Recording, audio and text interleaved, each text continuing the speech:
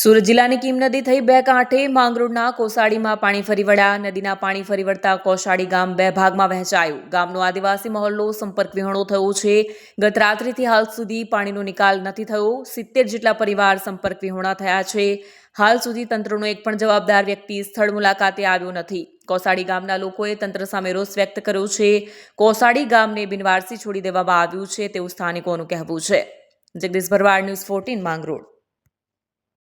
જી sir, હું H.D.. ચોપડા, મામલતદાર ઓલપાડ, જિલ્લો સુરત. હાલની વરસાદની પરિસ્થિતિને ધ્યાને લેતા અત્રેના કાર્ય વિસ્તારમાં એટલે કે ઓલપાડ તાલુકામાંથી પસાર થતી કીમ નદીની આજુબાજુમાં આવેલા ગામોને એલર્ટ રહેવા સૂચનાઓ આપવામાં આવેલી છે. અને હાલમાં કીમ નદીનું જળસ્તર વોર્નિંગ લેવલ વહી રહ્યું છે. અને ઉપરવાસમાં ગતરોજ થયેલા ભારે વરસાદ અને આજે થયેલા મધ્યમ વરસાદના કારણે આ કીમ નદીનું જળસ્તર સવારથી વધવા પામેલ હતું, જે અત્યારે સ્થિતિ કંટ્રોલમાં છે. અને હાલમાં મળતી માહિતી અનુસાર ઉપરવાસમાં નહિવત વરસાદ હોવાના કારણે કીમ નદીની અંદર હાલ કોઈ પાણીની આવક જણાઈ આવેલ નથી, જેથી હવેના સમયમાં કીમ નદીનું જળસ્તર વોર્નિંગ લેવલથી ઘટવાની સંભાવનાઓ અને શક્યતાઓ રહેલી છે.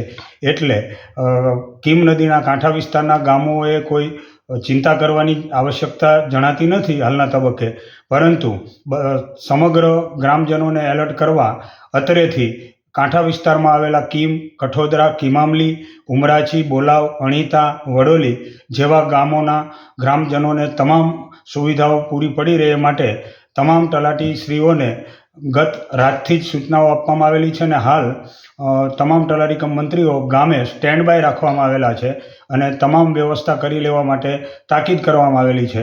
પરંતુ હાલ સ્થિતિ અંડર કંટ્રોલ છે. હાલ કોઈ ચિંતાજનક કોઈ પરિસ્થિતિ જણાતી નથી. તેમ છતાં તાલુકાનું વહીવટીતંત્ર, ટીડીઓ કચેરી, પોલીસનું તંત્ર તેમજ અન્ય તમામ તંત્રો સાથે પૂરતું સંકલન કરી લેવામાં આવેલ છે. હાલ કોઈ ચિંતાજનક કોઈ પરિસ્થિતિ જણાતી નથી. તેમ છતાં કીમ, કઠોદરા, ઉમરાછી, વડોલી, અણીતા જેવા કીમ નદીના કાંઠા વિસ્તારના ગામોને સાવચેત રહેવા માટે અનુરોધ કરવામાં આવેલો છે. સુરત ગ્રામ્ય જિલ્લામાં ગઈકાલથી જ ખૂબ ભારે માત્રામાં વરસાદ પડી રહ્યો છે. આના કારણે ઘણી બધી જગ્યાએ પૂર જેવી પરિસ્થિતિ છે. નદીઓમાં પૂર આવેલા છે.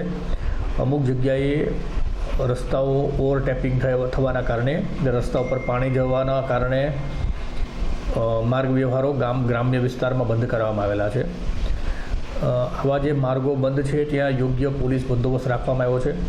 અમે નાગરિકોને એક વિનંતી કરીએ છીએ કે જ્યાં જગ્યાએ નદીઓમાં ખૂબ પાણી છે અથવા તો એવા જે વિસ્તારો છે કે જ્યાં પાણી ભરાયા છે ત્યાં જવાનું ટાળે.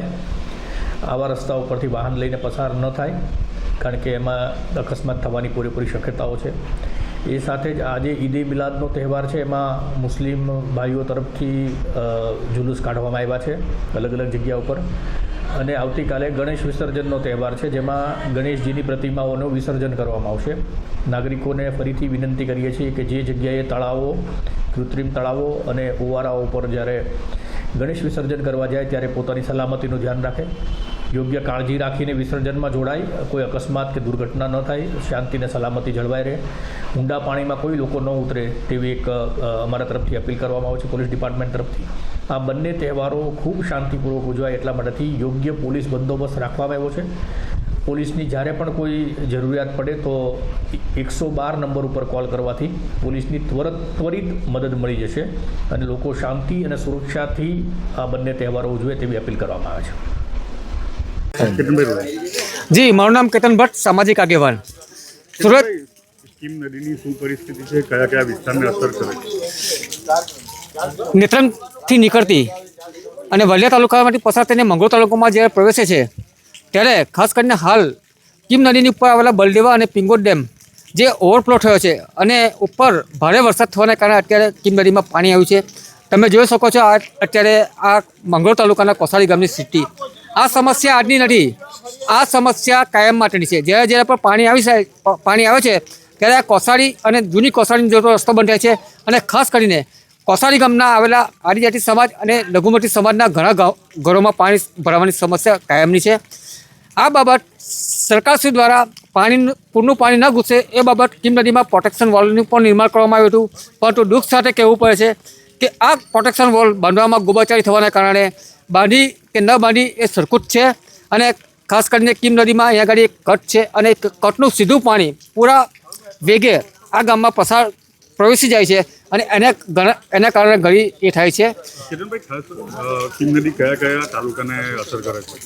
કીમ નદી એમ જોવા જાય તો વધારે પડતું નુકસાન થોડુંક વાલિયા તાલુકાના ડેલી ગામમાં, મંગળોળ તાલુકાના કોસાડી, સેઠી અને બોરસરા ગામમાં એનું નુકસાન થાય છે. સેઠી ગામની જો વાત કરીએ તો સેઠી ગામ અને વેરાછા ગામને જોડતો જે રસ્તો છે એ માંડવી અને મંગળોળ તાલુકાને જોડે છે. લગભગ મારા ખ્યાલ મુજબ 32 થી 33 ગામના કનેક્શન એ રસ્તા પર જ છે. અને દર ચોમાસે જ્યારે પણ પાણી આવે છે ત્યારે સેઠીનો જે પુલ છે એ લો લેવલનો પુલ હોવાને કારણે એ કાયમના માટે રસ્તો બંધ થતો હોય છે. એટલે અમારી એ પણ માંગણી છે કે જેવી રીતે બોરસરામાં ખાતે જે પેલો બેરલ બ્રિજ બનાવવામાં આવ્યો છે એ પ્રમાણે કોઈ સિસ્ટમ વાપરી અને એ પુલને જો ઊંચો કરવામાં આવે તો એ લગભગ 32 ગામના જે રાહદારીઓ છે એના માટે આ ફાયદાકારક બની રહ્યું છે. અને બીજી ખાસ વાત કે આ જે કોસાડી ગામ છે, અહીંયા જે ફ્લડની સ્થિતિ જ્યારે કાયમ નિર્માણ થાય છે, પરંતુ દુઃખ સાથે કહેવું પડે છે કે તંત્ર દ્વારા કોઈપણ જાતની આગોતરી જાણ નથી કરવામાં આવતી, નથી કોઈ અધિકારી પણ અહીંયા આગળ મુલાકાત આવતા. એ લોકશાહી માટે દુઃખની બાબત છે. અને